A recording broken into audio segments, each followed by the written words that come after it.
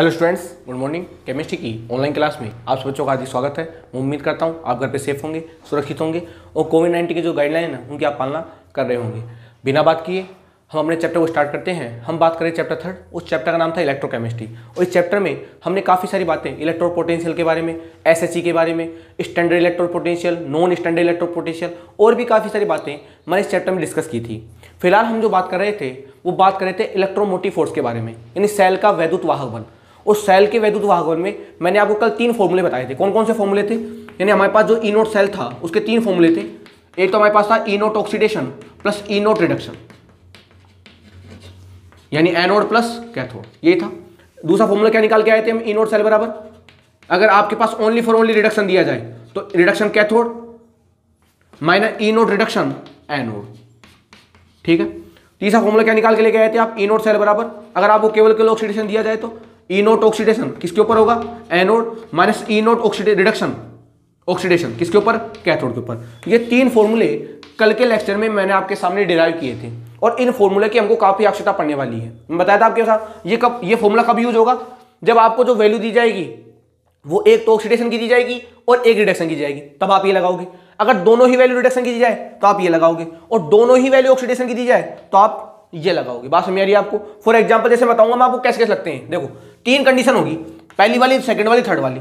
एक basic idea देता हूं आपको, फिर इसके जो क्वेश्चन है वो मैं प्रैक्टिस से आपको सोल्व करवाऊंगा। देखो कैसे करते हैं। 3 क्वेश्चन होंगे भाई, एक तो ये वाला होगा, एक ये वाला होगा, एक ये वाला होगा। तो तीनों क्वेश्चनों को आप अप्लाई कैसे करोगे? देखो आपको जो वैल्यू दी जाएगी ऐसे दी जाएगी, ई नोट ZN/ZN + 2, ई नोट CU/CU + 2। एक तरीका तो ये होगा। अब वैल्यू कुछ भी दे देगा वो, x volt minus x volt, जो भी उसको देनी होगी वो दे देगा, उससे मतलब नहीं है हमको। मैं बता रहा हूं आपको कब कब आपको कौन कौन सा फॉर्मूला लगाना है। दूसरे का क्या करेगा आपको ऐसे दे देगा ZN+2/ZN या CU+2/CU, ऐसे कर देगा। अब वैल्यू कुछ भी उससे मतलब नहीं है हमको, x वोल्ट ले लेता हूं, यहां भी x वोल्ट ले लेता हूं, कुछ भी वैल्यू, क्योंकि फॉर्मूले वैल्यू पुट कर देंगे हम और हमारा आंसर आ जाएगा। तीसरा केस क्या हो सकता है? ऐसा देखो, आपको ऐसे दे देगा ZN/ZN+2 या आपको दे देगा ई नोट AG+2/AG, इस प्रकार दे देगा आपको। ये 3 कंडीशन देगा आपको। 3 कंडीशन वाले क्वेश्चन बनेंगे ऐसे। पहले देख लेता हूं आपको दिख रहा है नहीं दिख रहा साफ साफ? हाँ भाई क्लियर है। अब देखो आपका जो सेल का वैद्युत, इसको क्या बोला? इसको बोला हमने सेल का वैद्युत वाहक बल। तो आपके सामने समस्या ये आई कि सर हम तीनों में से किस प्रकार कौन सा फॉर्मूला लगाएंगे। तो आपके पास 3 केस होंगे। देखो 3 केस कौन कौन से? ये तो हमारे पास है केस फर्स्ट, ये हमारे पास है केस सेकंड और ये हमारे पास है केस थर्ड। इन तीनों केसों में 3 फॉर्मूले लगेंगे। अब हमको ये देखना है इसके लिए इन तीनों में से कौन सा लगेगा, इसके लिए इन तीनों में से कौन सा लगेगा और इसके लिए इन तीनों में से कौन सा फॉर्मूला अप्लाई होगा। कैसे पता लगाएंगे? देखो आपको इस डंडे को देखना है जी। मैं बताया डंडा क्या है? ये डंडा दिखाता है फेज ट्रांसफर को, कि एक अवस्था से दूसरी अवस्था में स्थानांतरण हो रहा है। अब आप देखो यह ZN का ऑक्सीजन कितना है भाई? 0। कुछ भी नहीं है तो 0 ही होगा। 0 से कहां पर जा रहा है? +2 में। किसमें जा रहा है? देखो 0 है और यहां पर चार्ज क्या है? +2, यानी जा रहा है 0 से +2 में। बताओ ऑक्सीकरण अंक बढ़ रहा है कि नहीं बढ़ रहा? और आप जानते हो जब ऑक्सीकरण अंक बढ़ता है उसे आप बोलते हो ऑक्सीडेशन, और जब घटता है उसे आप क्या बोलते हो जी? रिडक्शन। बताओ बात सही कि नहीं? ये तो है कि जब ऑक्सीकरण अंक बढ़ता है उसे आप बोलते हो ऑक्सीडेशन और जब घटता है उसे आप बोलते हो रिडक्शन। तो देखो आप 0 से जा रहा है +2 में, बताओ ऑक्सीडेशन नंबर बढ़ रहा है कि घट रहा है? बढ़ रहा है तो मैं कहूंगा यहां पर क्या होगा? ऑक्सीडेशन होगा। क्या होगा? ऑक्सीडेशन। दिख रहा है? अब आ जाओ नीचे, यहां CU किस में है? 0 में। 0 से किस में जा रहा है? +2 में। बताओ यहां भी ऑक्सीकरण बढ़ रहा है कि घट रहा है? बढ़ रहा है तो मैं कहूंगा यहां भी क्या होगा? ऑक्सीडेशन। क्या होगा? ऑक्सीडेशन। देखो आप यहां भी आपको ऑक्सीडेशन दिया गया है और यहां भी आपको क्या दिया गया है? ऑक्सीडेशन। तो देखो आप इन तीनों फॉर्मूलों में ऑक्सीडेशन जो है वो दोनों तरफ कब अप्लाई होगा? देखो यहां पर एक ऑक्सीडेशन है तो साथ में एक क्या है? रिडक्शन, जबकि हमको दोनों ही क्या दिए गए? ऑक्सीडेशन। यहां पर देखो यहां पर दोनों रिडक्शन है तो ये फॉर्मूला अप्लाई नहीं होगा। अब देखो लास्ट वाले को, यहां भी ऑक्सीडेशन है और यहां भी क्या है? ऑक्सीडेशन। बताओ ये वाला फॉर्मूला इसके लिए एप्लीकेबल होगा कि नहीं होगा? पता लगा लिया हमने। हाँ, आपको ये इसको देखना है इसके अंदर जो वैल्यू है कैसे दी गई है। अगर ऐसा पता लगा लिया आपने तो आपको पहचाना बिल्कुल आसान हो जाएगा। फिर हमारा काम किसका रहेगा? एनोड और कैथोड का। वो हमको जानते हैं, हम पहचाना जानते हैं कि एनोड कहां पर होता है, कैथोड कहां पर होता है। जहां पर ऑक्सीडेशन होगा वहां पर एनोड होगा और जहां पर रिडक्शन होगा वहां पर क्या होगा? कैथोड। बताऊंगा कैसे काम करता है, नहीं पता लगा लिया आपने। अब आ जाओ केस सेकंड। देखो यहां पर ZN+2 में कहां जा रहा है? ZN में। यानी बताओ पहले +2 में था अब 0 में हो गया।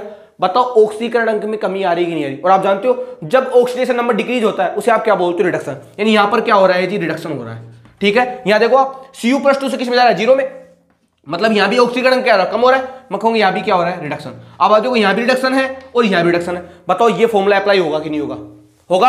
यानी इस केस के लिए कौन सा फॉर्मूला लगेगा, ये वाला। अब देखो केस तीसरा, देखो यहां से Zn 0 से किस में जा रहा है, Zn+2 में, यानी यहां पर तो क्या हो रहा है, ऑक्सीडेशन। लेकिन यहां Ag+2 से किस में जा रहा है, Ag में। बताओ यहां पर रिडक्शन हो रहा है कि नहीं हो रहा।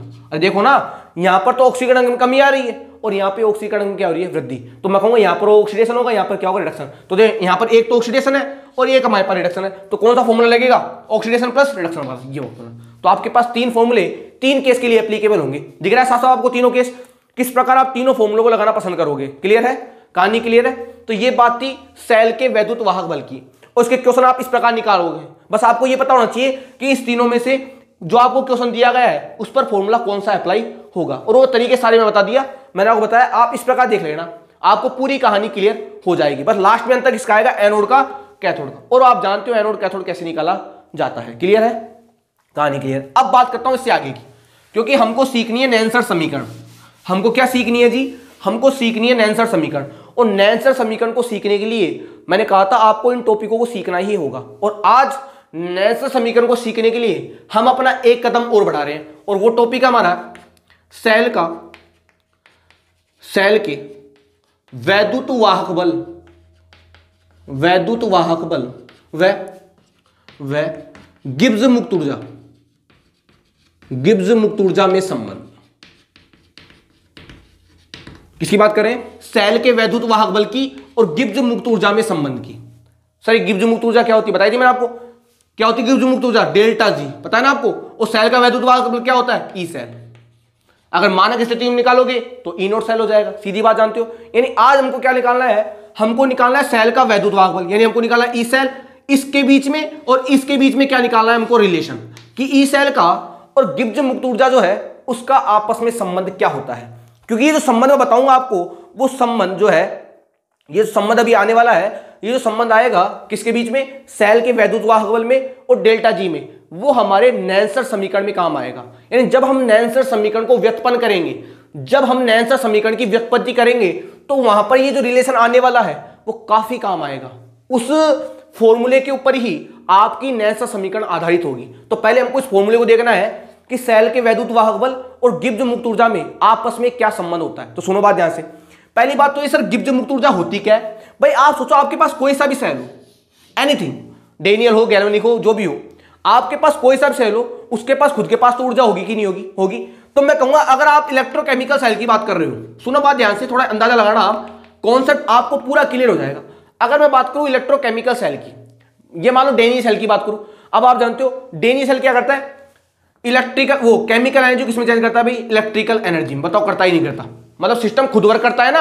अरे आपको पता है इलेक्ट्रोकेमिकल सेल में डेल्टा जी क्या होती है, लेस देन 0, यानी डेल्टा जी क्या होती है, नेगेटिव। यानी गिब्स मुक्त ऊर्जा का मान क्या होता है, नकारात्मक, नेगेटिव, यानी ऋणात्मक। क्या होता है, ऋणात्मक। बात समझ आ रही है क्या कह रहा हूं भाई। आप सोचो आपके पास एक सेल है, सेल जो है आपको इलेक्ट्रिसिटी दे रहा है, मतलब सेल ने खुद ने काम किया हो जब तो आपको इलेक्ट्रिसिटी मिल रही है। मतलब सेल ने क्या किया है, खुद ने वर्क किया है, यानी काम किया है। अगर भाई सेल काम करेगा तो सेल की ऊर्जा में कमी आएगी नहीं आएगी।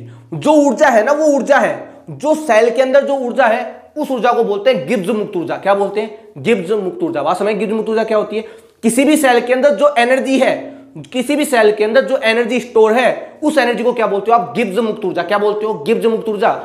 उसे किसी दिखाया जाता है डेल्टा जी से। और ये बात आपको पढ़ाई गई होगी जब आपने चैप्टर 11 में पढ़ा होगा थर्मोडायनेमिक्स, ऊष्मागतिकी में इस टॉपिक को काफी डिस्कस किया जाता है। तो मैं अभी उस टॉपिक के ऊपर नहीं जा रहा, मैं आपको क्या बता रहा हूं कि गिब्स मुक्त ऊर्जा क्या होती है, किसी भी सिस्टम की जो एनर्जी होती है, किसी भी तंत्र की जो ऊर्जा है जो उसके अंदर है, उस ऊर्जा को बोलते हैं गिब्स मुक्त ऊर्जा। क्या बोलते हैं, गिब्स मुक्त ऊर्जा। अब आप सोचो आपके पास ये सेल है, इसके पास डेल्टा जी होगा, इसके पास एनर्जी होगी, कौन सी एनर्जी होगी, गिब्स फ्री एनर्जी।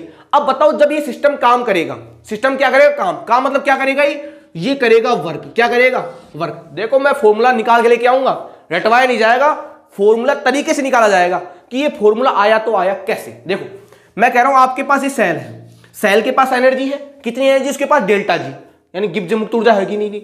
अब बताओ जब सेल काम करेगा, सेल काम कैसे करेगा, जब सेल आपको केमिकल एनर्जी को किसमें चेंज करेगा, इलेक्ट्रिकल एनर्जी में। तो सेल ही तो काम करेगा, तुम तो काम नहीं कर रहे ना भाई। सेल आपको क्या कर रहा है, जो उसको केमिकल एनर्जी दी जा रही है उसको किसमें चेंज कर रहा है, वो इलेक्ट्रिकल एनर्जी में। मतलब सेल काम कर रहा है नहीं कर रहा। अगर सेल काम करेगा तो बताओ सेल की ऊर्जा में कमी आएगी नहीं आएगी। अरे भाई सोचो, अगर तुम सारे दिन काम करोगे तो तुम्हारी एनर्जी कम होगी कि नहीं होगी। तो सेल का भी तो यही फिनोमिना है, जब सेल काम करेगा तो बताओ सेल की ऊर्जा में कमी आएगी नहीं आएगी। तो मैं कहूंगा डेल्टा जी का मान, डेल्टा जी का मान बताओ डिक्रीज होगा कि नहीं होगा, होगा। अरे भाई डेल्टा जी का मान डिक्रीज होगा कि नहीं होगा। भाई सेल अगर काम करेगा तो सेल की ऊर्जा में कमी आएगी। तो मैं कहूंगा डेल्टा जी का मान क्या होगा, डिक्रीज। मतलब डेल्टा जी क्या हो जाएगी, बताओ नेगेटिव होगी कि नहीं होगी, होगी कि नहीं होगी। इसका मतलब डेल्टा जी लेस देन क्या होगा, जीरो। पता लग गया delta G less than zero क्या होता है, यानी सिस्टम काम करेगा, उस सिस्टम के काम करने की वजह से उसकी गिब्ज मुक्त ऊर्जा में क्या आई, कमी, और डेल्टा जी का मान क्या होगा, नेगेटिव। अब आप ये बताओ, क्या इस सिस्टम को करवाने के लिए आपको कुछ करना पड़ेगा, सिस्टम खुद ही काम करेगा। इसलिए आप कहते हो कि ये प्रोसेस कैसा होता है, स्पॉन्टेनियस। क्या होता है, स्पॉन्टेनियस, यानी ये होता है स्वतः प्रक्रम, अपने आप हो जाता है, आपको कराने की आवश्यकता नहीं होती। क्या आपने कोई काम किया है, क्या आपने कोई एनर्जी दी है, आपने कुछ नहीं किया, उसकी जो गिब्ज मुक्त ऊर्जा थी उसको उसने कर लिया कम, यानी उसने खुद ही काम किया है और खुद की ऊर्जा को क्या किया, कम, अपने आप हुआ है, आपको कराने की आवश्यकता नहीं थी। इसको बोलते हैं, क्या बोलते हैं, इसे बोलते हैं स्पॉन्टेनियस। क्या बोलते हैं, इसे स्वतः प्रक्रम। इसे क्या बोलते हैं, स्वतः प्रक्रम। सुनो ये बात समझ आ रही है आपको, मैं क्या समझा रहा हूं आपको। गिब्ज मुक्त ऊर्जा क्या होती है, किसी भी सिस्टम में, सेल की बात नहीं करूं, आप चाहे कोई सा सिस्टम ले लो, चाहे मैं हूं चाहे सेल हो, कोई भी हो, किसी भी सिस्टम के अंदर जो एनर्जी स्टोर होती है, किसी भी सिस्टम के अंदर जो एनर्जी संग्रहित होती है उसे बोलते हैं गिब्ज फ्री एनर्जी। अब आप सोचो, अगर आप काम करोगे, आप अपने ऊपर एग्जांपल लो, अगर आप काम करोगे तो बताओ आपकी एनर्जी कम होगी कि नहीं होगी। तो ऐसी सेल की भी है, अगर सेल काम करेगा, क्या करेगा, सेल वर्क करेगा। सेल वर्क कैसे करेगा, किसमें, केमिकल को किसमें चेंज करेगा, इलेक्ट्रिकल एनर्जी में। जब सेल वर्क करेगा बताओ उसकी गिब्ज फ्री एनर्जी का मान कम होगा कि नहीं होगा। मैं कहूं डेल्टा जी का मान क्या हो जाएगा, डिक्रीज। मैं कहूं डेल्टा जी क्या हो जाएगी, नेगेटिव। यानी इस कंडीशन में डेल्टा जी की वैल्यू कितनी होगी भाई, नेगेटिव होगी। यानी डेल्टा जी क्या होगा, डेल्टा जी सामान्य होगा का, मैं कहूंगा माइनस होगा डेल्टा जी। क्या होगा, डेल्टा जी माइनस। यानी डेल्टा जी की वैल्यू क्या होगी, नेगेटिव, क्योंकि जब सेल वर्क करेगा तो उसकी एनर्जी कम हो जाएगी, और एनर्जी कम हो जाने की वजह से डेल्टा जी का मान क्या हो जाएगा, ऋणात्मक। बात समझ आई। अब सुनो सर, हम इसका रिलेशन कैसे निकाल पाएंगे फिर। ये तो पता लग गया सर हमको कि डेल्टा जी का मान ऋणात्मक होगा। क्यों ऋणात्मक होगा, क्योंकि सेल वर्क करेगा, और सेल वर्क करेगा तो उसकी ऊर्जा में कमी आएगी, और ऊर्जा कौन सी उसके पास, गिब्ज मुक्त ऊर्जा। और गिब्ज मुक्त ऊर्जा में अगर कमी आएगी तो मैं कहूंगा डेल्टा जी का मान घटेगा, मतलब डेल्टा जी का मान क्या हो जाएगा, नेगेटिव। ये बात हमको पता लग गई कि जब ये रिलेशन बन के आएगा तो वहां पर डेल्टा जी की वैल्यू क्या रहेगी, नेगेटिव रहेगी। क्या रहेगी, नेगेटिव। यहां तक कोई डाउट है किसी को, अगर डाउट हो तो मुझसे कह देना भाई, व्हाट्सअप या जिसके जरिए आप पूछना चाहो तो आप कह सकते हो कि सर डेल्टा जी का मान नेगेटिव हुआ, तो हुआ कैसे, पता लग गया आपको नेगेटिव क्यों हुआ, क्योंकि जब सेल वर्क करेगा तो उसकी एनर्जी कम होगी, और उसकी एनर्जी कम हो जाने की वजह से डेल्टा जी का मान क्या हो जाएगा, नेगेटिव, यानी क्या होगा, ऋणात्मक हो जाएगा। अब सुनो, यहां तक आने के लिए, और प्रक्रम कैसा होगा, स्पॉन्टेनियस। और ये बात तो हम जानते भी थे, क्योंकि प्रक्रम कैसा होगा, स्पॉन्टेनियस। अब सुनो, ऊर्जा कम क्यों हो रही है भाई, सेल की ऊर्जा कम क्यों हो रही है, सेल जिसकी आप गिब्ज मुक्त ऊर्जा की बात कर रहे हो उसकी ऊर्जा कम क्यों हो रही है, काम करने की वजह, ये सेल कर रहा है वर्क। यानी मैं कहूंगा जो माइनस डेल्टा जी होगा वो किसके बराबर होगा, वर्क के बराबर होगा, यानी कार्य के बराबर, वर्क डन बाय सिस्टम। किसके बराबर होगा, वर्क डन बाय सिस्टम, यानी सिस्टम द्वारा किए गए कार्य की। पता होगा कि नहीं होगा भाई। ऊर्जा कम होने का रीजन क्या है, ऊर्जा कम क्यों हो रही है, क्योंकि वो काम कर रहा है। तो मैंने कह दिया माइनस डेल्टा, माइनस क्यों लगाया, पता लग गया तुमको, ऊर्जा में कमी हो रही है ना।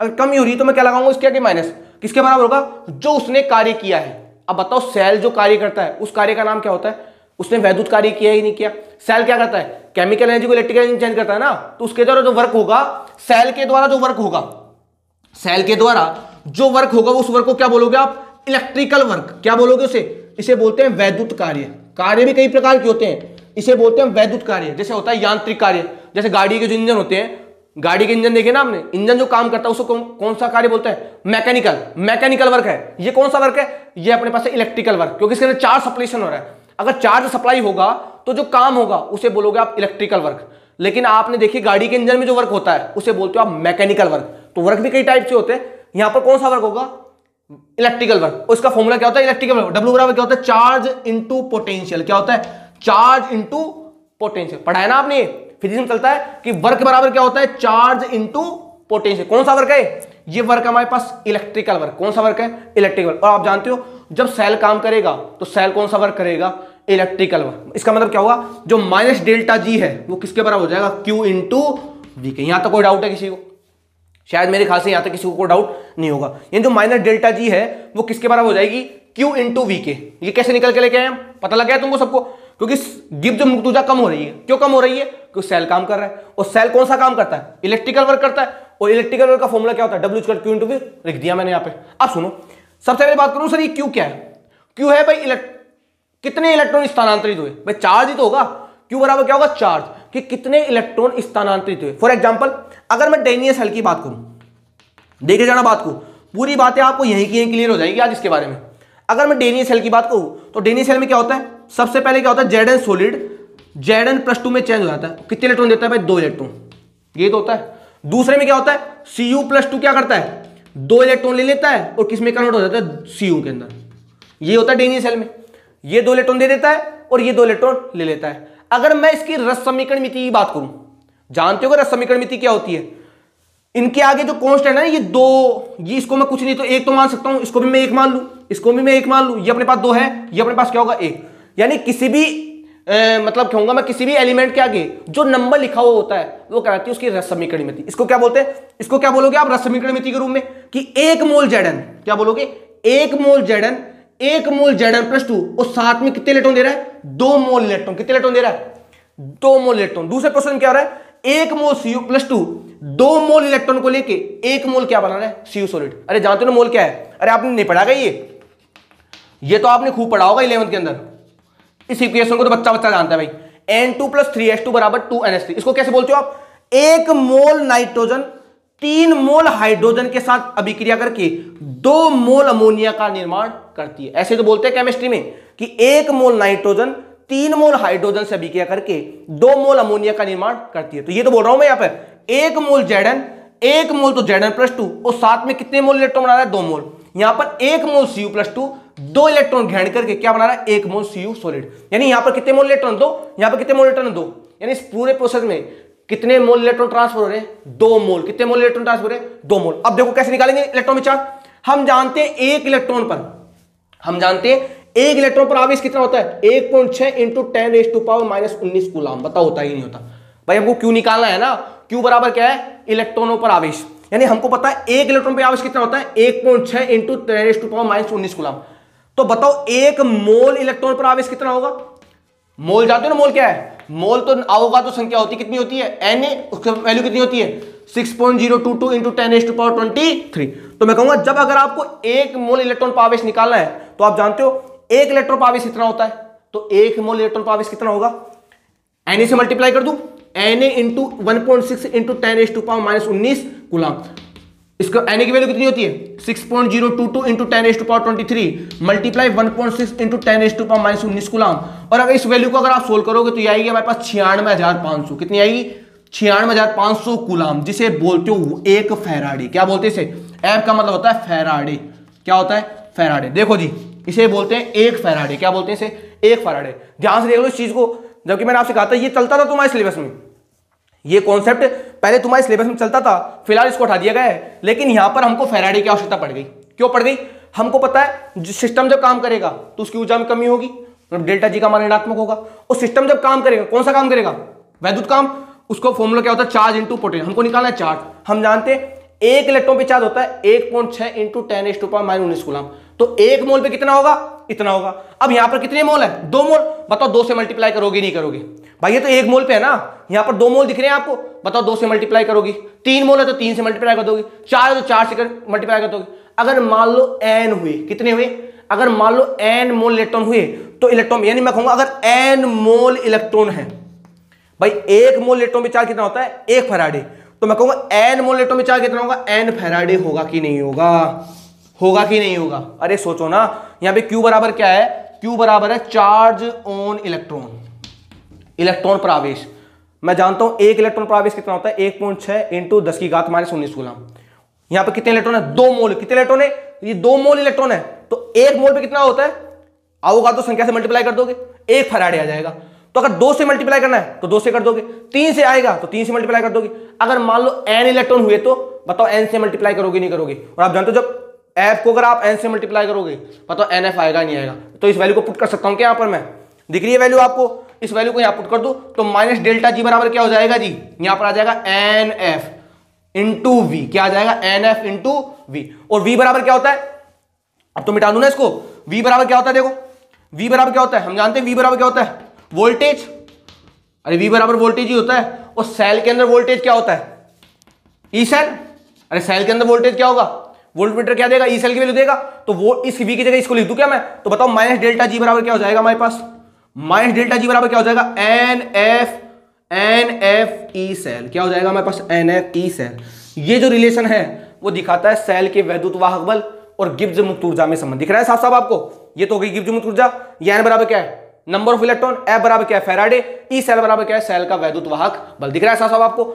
निकाल लिया रिलेशन हमने कि जो अपने पास माइनस डेल्टा G है वो किसके बराबर होगा, NF ई सेल के। पता लग गया आपको। अगर मान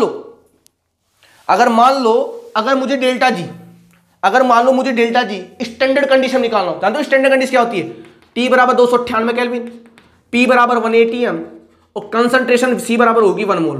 तो आप जानते हो डेल्टा G को क्या लिखेंगे हम, डेल्टा G नोट। क्या लिखेंगे, ज्यादा नोट किसके लिए यूज करते हैं, स्टैंडर्ड कंडीशन लिए। बराबर क्या होगा, NF और ई सेल क्या आ जाएगा हमारे पास, ई नोट सेल। क्या आ जाएगा हमारे पास, ई नोट सेल। ये दोनों फॉर्मूले, इक्वेशन नंबर फर्स्ट और इक्वेशन नंबर सेकंड, ये दोनों फॉर्मूले हमारे उपयोग में आएंगे जब हम पढ़ेंगे नैनसर्ट समीकरण। कहानी क्लियर है। और ये दोनों रिलेशन किसमें दिखाते हैं, सेल के वैद्युत वाहक बल और गिब्स मुक्त ऊर्जा में क्या दिखा रहे हैं, संबंध। साफ साफ क्लियर आपको। वापस सुनो बात ध्यान से। भाई सिस्टम जब काम करेगा तो बताओ सिस्टम की एनर्जी कम होगी कि नहीं होगी, सिस्टम के पास कौन सी एनर्जी है, गिब्स एनर्जी। बताओ डेल्टा G का मान ऋणात्मक होगा ही नहीं होगा। अब वो काम कर रहा है, कौन सा काम कर रहा है, इलेक्ट्रिकल काम कर रहा है। फॉर्मूला क्या होता है, चार्ज इंटू पोटेंशियल। हमको पता है V बराबर क्या होता है, वोल्टेज। और वोल्टेज क्या होगा, ई सेल ही तो होगा, उससे तो बोलते हैं वोल्टेज। Q बराबर क्या होता है, इलेक्ट्रॉन पे चार्ज। एक इलेक्ट्रॉन पे चार्ज कितना होता है, 1.6 इंटू 10⁻⁻⁻19 कूलम। एक मोल पे कितना होगा, 1 फैराडे। तो n मोल पे कितना होगा, n फैराडे। वैल्यू रख देंगे यहाँ पर, फॉर्मूला निकल के आ जाएगा हमारे पास। अगर ये तो अपने पास किसमें है, ये तो हमारे पास है नॉन स्टैंडर्ड में, और ये हमारे पास कौन सी कंडीशन है, स्टैंडर्ड कंडीशन। क्लियर है कहानी। ध्यान से देख लीजिए आप कि गिब्स मुक्त ऊर्जा और सेल के वैद्युत वाहक बल में किस प्रकार से संबंध निकाला जाता है।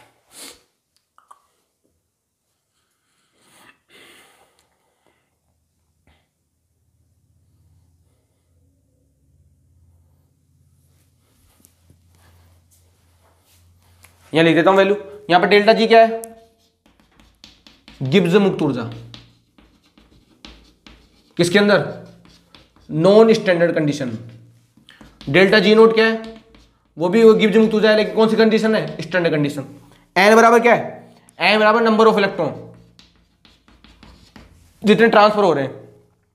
F बराबर क्या है, F बराबर है 96500 कूलम, इसे बोलते हैं फैराडे। और ई सेल बराबर क्या है, ई सेल बराबर है इलेक्ट्रोमोटिव फोर्स, सेल का वैद्युत वाहक बल किसमें, नॉन स्टैंडर्ड कंडीशन में। और ई नोट सेल क्या है, ई नोट सेल भी ईएमएफ है, लेकिन किस कंडीशन में है, स्टैंडर्ड कंडीशन में। ये कहानी हो गई इस फॉर्मूले की। तो ये हमारे पास सेकंड कॉन्सेप्ट था, सेल का वैद्युत वाहक बल और गिब्स मुक्त ऊर्जा में संबंध। क्लियर कहानी, क्लियर।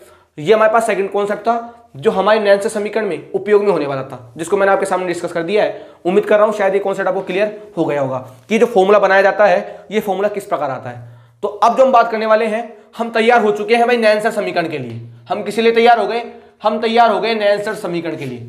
नैनसर्ट समीकरण में हमको जिन जिन की आवश्यकता पड़ने वाली थी उसके लिए हम तैयार हो चुके हैं। तो हम स्टार्ट करेंगे नैनसर्ट समीकरण। हमारा टॉपिक क्या होगा, अब हमारा टॉपिक होने वाला है नैनसर्ट समीकरण।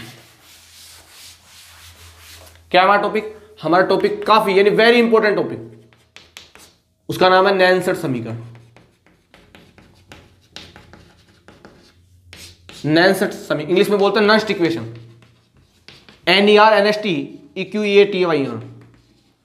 नस्ट इक्वेशन काफी इंपॉर्टेंट टॉपिक है, अपने आप में काफी इंपॉर्टेंट है। पहली बात तो ये आपको पता है नैनसर्ट समीकरण किसके लिए यूज होती है, नॉन स्टैंडर्ड। किसके लिए काम करती है, नॉन स्टैंडर्ड इलेक्ट्रोड पोटेंशियल। इसके द्वारा किसको निकाला जाता है, नॉन स्टैंडर्ड इलेक्ट्रॉन पोटेंशियल को। यानी जहां पर T नॉट इक्वल टू क्या होगा, 298 kelvin, pressure not equal to क्या होगा, 180 m, और C नॉट इक्वल टू क्या होगी, 1 m। इसके लिए किसको निकालोगे, नैनसर्ट समीकरण को। अब सुनो, कई बार ऐसे भी हो सकता है कि T बराबर 298 केल्विन हो, P बराबर 180 m हो, और अपने पास क्या हो, C नॉट इक्वल टू क्या हो, 1 m। अगर तीनों में से अगर एक भी कंडीशन फॉलो ना हो तो भी कौन सी इक्वेशन लग जाएगी, नस्ट इक्वेशन, या मैं कहूंगा नैनसर्ट समीकरण। जरूरी नहीं है कि तीनों ही अनइक्वल होने चाहिए। अगर तीनों में से अगर एक की वैल्यू में भी चेंज आ जाएगा ना तो आप क्या लगा लोगे, नेचर। यानी ऐसे भी हो सकता है तो ऐसे भी हो सकता है और ऐसे भी हो सकता है जी। ये सारी की सारी कंडीशन किसके लिए वैलिड होगी, नेचर समीकरण के लिए। ये जरूरी नहीं है कि तीनों ही अनइक्वल हो, एक भी अनइक्वल हो जाएगा ना तो भी क्या लग जाएगी, नेचर समीकरण। यानी पहला काम हमारे पास क्या होगा कि नेचर समीकरण की हमको आवश्यकता क्यों पड़ी, नॉन स्टैंडर्ड इलेक्ट्रोड पोटेंशियल निकालने के लिए जिस समीकरण की आवश्यकता पड़ती है उस समीकरण को बोलते हैं हम नेचर समीकरण। क्या बोलते हैं उसको बोलते हैं हम नेचर समीकरण। और मैंने आपसे कहा है नेचर समीकरण में यह आवश्यकता नहीं होगी कि तीनों ही अनइक्वल हो, तीनों में से अगर एक भी अनइक्वल हो जाएगा उसके लिए भी आप क्या लगा जाओगे, नेचर समीकरण। और अधिकतर जो नेचर समीकरण है उसमें निकालेंगे हम T बराबर 298 केल्विन पर। निकालेंगे कैसे निकालेंगे वो तरीका बताऊंगा मैं आपको। मैंने आपसे पहले कहा है नेचर समीकरण में हमको दो समीकरणों की आवश्यकता होगी जो अभी अभी हम पढ़ के आए। डेल्टा जी बराबर क्या होता है, NFE cell, sorry minus delta G होता है, ठीक है, होता ही नहीं होता। और माइनस डेल्टा जी नोट बराबर क्या होता है, NFE नोट सेल। यही तो, इसको चेंज कर सकता हूं क्या मैं, ऐसे लिख दूंगा डेल्टा जी बराबर क्या होगा, ये माइनस उधर चल जाएगा, माइनस NFE सेल। इसको लिखता हूं ऐसे में, तो डेल्टा जी नोट बराबर क्या होगा, माइनस NFE नोट सेल। तो ये इक्वेशन फर्स्ट और ये इक्वेशन सेकंड, ये दोनों इक्वेशन हमारे काफी काम आने वाली है किसके अंदर, नेचर समीकरण के अंदर। मैंने आपसे पहले कहा है, इसलिए तो मैंने आपको सबसे पहले क्या पढ़ाया है, गिब्स मुक्त ऊर्जा और सेल के वैद्युत वाहक बल में संबंध। क्योंकि इसको इक्वेशन को देख के ही आपको नेचर समीकरण का पूरा फिनोमेना लागू हो जाएगा। उसके बाद हम नेचर समीकरण के केस डिस्कस करेंगे कि इस केस के लिए हम कैसे निकालेंगे, उस केस के लिए हम कैसे निकालेंगे, दो चार केस है इसके। उसके बाद आपका नेचर समीकरण समाप्त हो जाएगा। ये समझ लो आपका 50% पोर्शन इलेक्ट्रोकेमिस्ट्री का क्या हो जाएगा, क्लियर। क्योंकि 90% क्वेश्चन जो है इस इक्वेशन से बन के आते हैं, किससे, नेचर समीकरण से, चाहे बोर्ड एग्जाम हो चाहे कॉम्पिटिटिव एग्जाम हो। उसके अलावा एक कंडक्टेंस का पार्ट है चालकता, सेकंड पॉइंट हमारा ये होगा चालकता। उसके बाद आपका जो चैप्टर इलेक्ट्रोकेमिस्ट्री वो जल्दी फिनिश हो जाएगा, क्योंकि चैप्टर तो काफी बड़ा था ही, लेकिन आपके सिलेबस में से काफी मटेरियल हटा दिया गया है। तो हमको भी जो हटा दिया गया उसको नहीं पढ़ना है, जो आपके सिलेबस में है उसको हम डिस्कस करेंगे और विद डिटेल डिस्कस करेंगे, with concept, with detail, with exercise. Clear है, आज के लिए इतना ही, धन्यवाद। अगले वाले लेक्चर में बात करेंगे कि नेचर समीकरण की जो उत्पत्ति है वो कैसी होती है और नेचर समीकरण है क्या, किस प्रकार हम नेचर समीकरण को सीखेंगे और उसके क्वेश्चनों को सोल्व करेंगे। ठीक है, आज के लिए इतना ही, धन्यवाद।